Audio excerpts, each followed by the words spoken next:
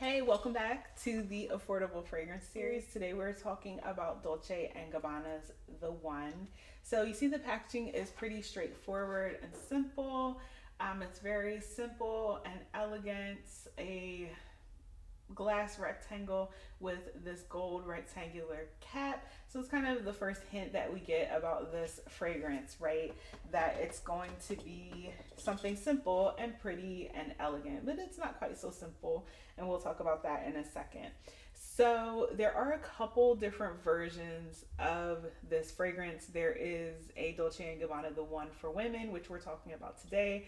There's also a men's cologne, and then there is Dolce & Gabbana, the only. So this is a perfume that has almost 30,000 positive reviews on Sephora and many thousands of other positive reviews all over the internet, and this is going to be my perspective on this scent.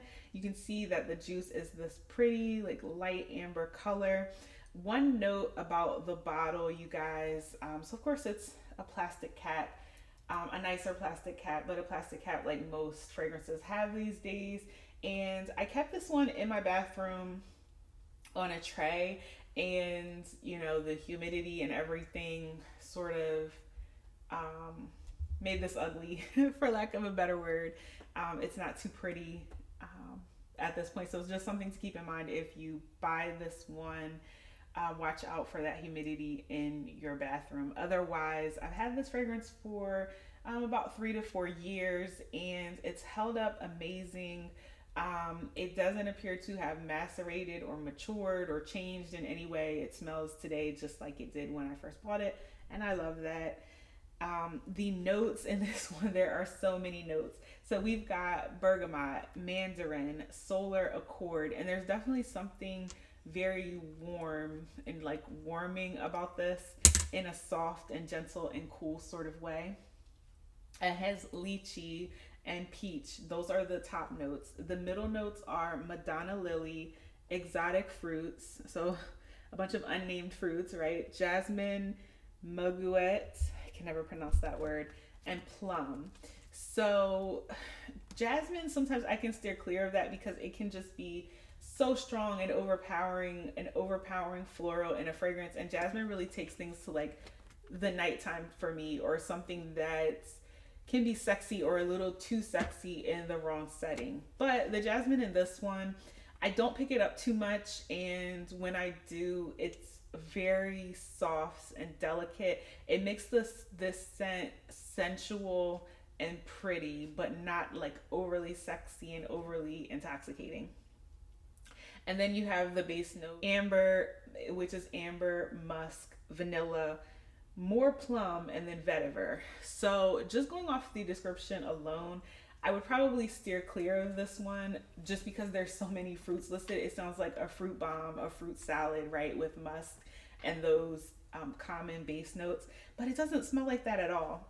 Um, this one to me, I describe it, or it reminds me a lot of peach cobbler, but hear me out. I know that sounds crazy, right? So the peach really comes out a lot for me. Definitely the peach, the lychee, and that plummy sort of scent. Peach cobbler, but not a literal peach cobbler. So there's a lot of fruit notes. There is vanilla here.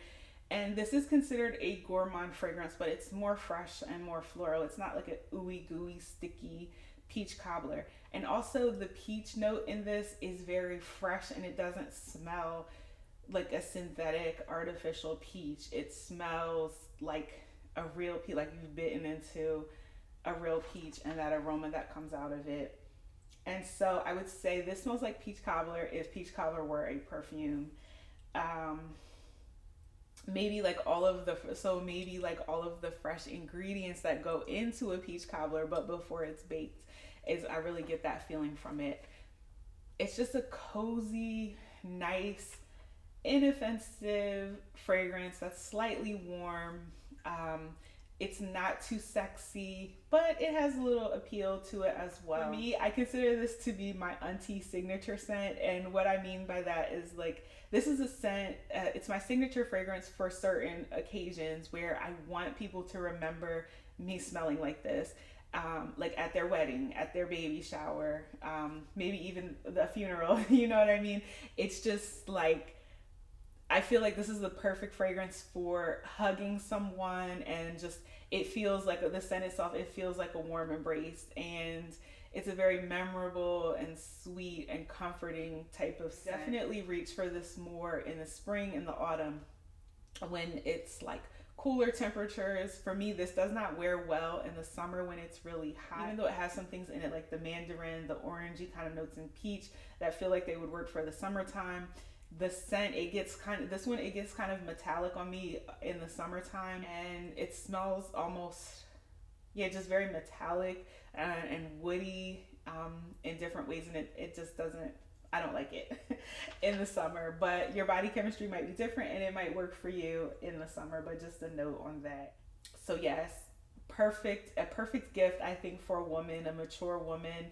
I would say anywhere from like age 30 and up, and she's going to reach for it for baby showers, weddings, graduations, and maybe every day.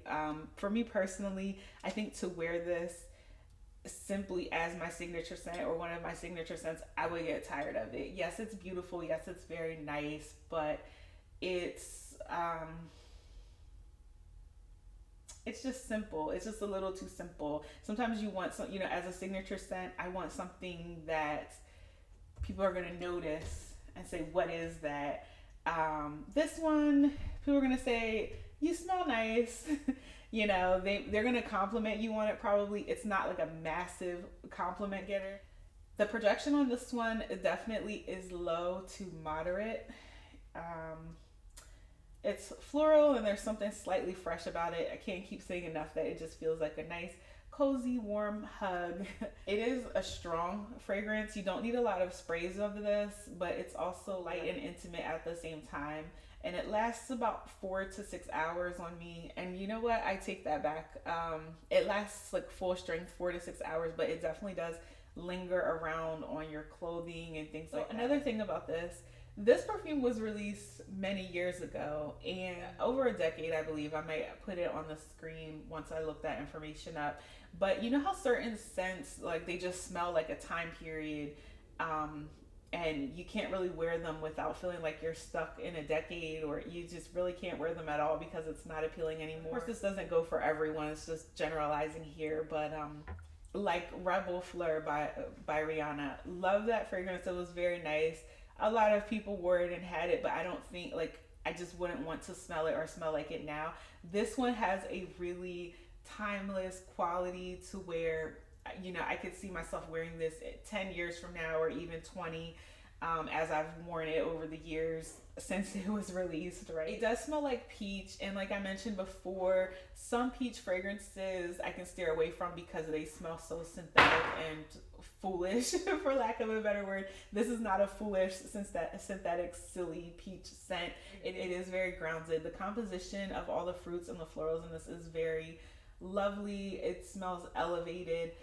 It doesn't give like wealthy rich girl vibes, right? But it definitely gives like upper middle class, okay? Like, your credit score is great.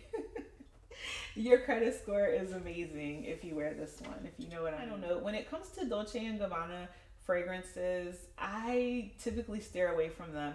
Light blue is too sharp for me, and it also gives me this metallic feeling, but this one is just so feminine and soft. I love it. I think this is the only Dolce & Gabbana fragrance that I actually own right now. I've been fence about Devotion. I know people love that. It seems like it even has been selling out in some places, but I don't know. It's just like so sweet and innocent, and like this orange sorbet kind of thing. And I'm even saying that and making fun of it, but I've gone through 2 samples already, so maybe I just need to get off my high horse and get Devotion. If I do get Devotion, I will review that for you guys. But that is all I have for now on Dolce & Gabbana The One. I thought this would be a great time to talk about this one for the holiday season, because I would personally love to receive this as a gift. This is something that I would see myself gifting as well. And, I think you could really gift this to someone with confidence that they would love it, enjoy it, and get a lot of wears out of it. All right, you guys, until next time, which will be very soon, because we'll be right back with Paris Hilton's Siren, which I saw today in the department store, and it kind of surprised me. So Stay tuned. We'll be right back.